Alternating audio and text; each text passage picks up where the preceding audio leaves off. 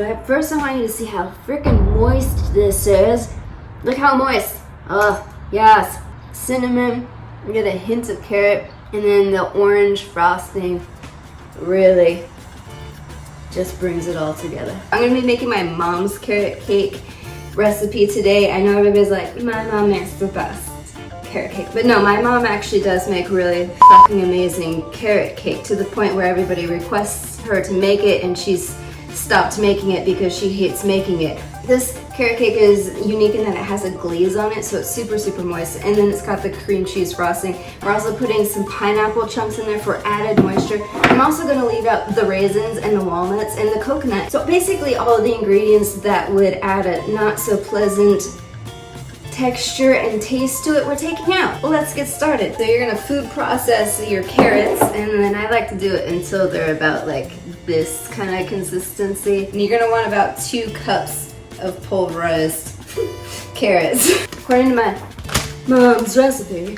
we're gonna start off with 2 cups of all-purpose flour, 2 teaspoons of baking soda, 2 teaspoons of cinnamon. And now we're just gonna sift this together. Now we're gonna put it to the side. 3 huevos, 3 eggs, 3/4 cup buttermilk, 3/4 cup oil, canola or veggie, 2 cups of white granulated sugar. Alright, this is fully combined. Now we're gonna add in our dry ingredients all at once. Combine it all again. And now we're gonna add in 8 ounces of crushed pineapple. I have drained this. And we're gonna pop that in. Now we're gonna take our 2 cups of carrot. Remember, it's a carrot cake. It's gonna be a lot of carrot. We're also gonna add in 2 teaspoons of vanilla extract.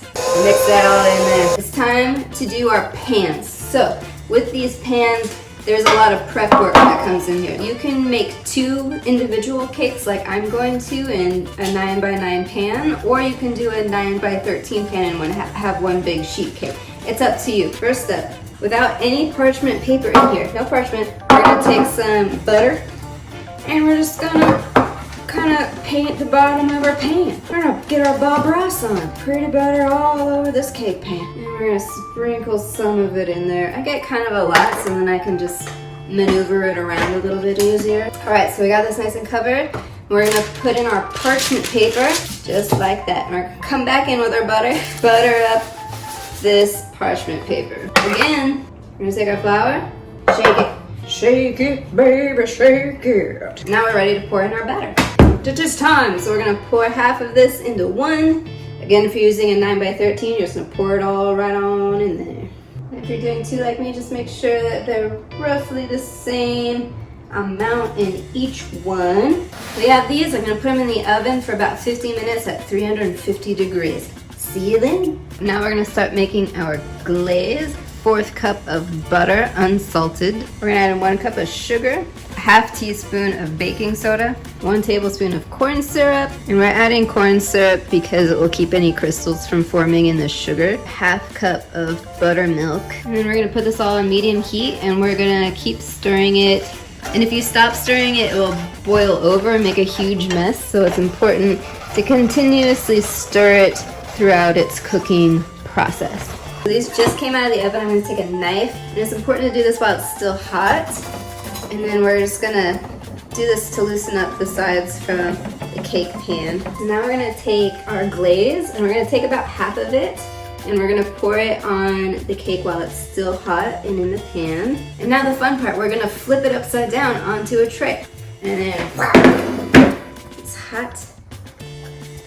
And ta-da! Parchment paper came off as well.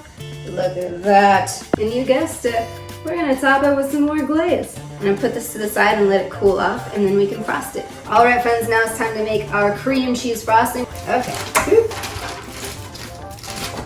You don't want a whole lot, because a little bit goes a long way. It's important that all of this is at room temperature, otherwise it will get clumpy, and it will never really be smooth. 2 tablespoons of orange juice to this, which is roughly 1/2 of an orange. All right. Friends, so I made these pretty late in the day yesterday, so I had to wait until the next day until they cooled off so I could frost them. And now it's my favorite time, and we're gonna try this.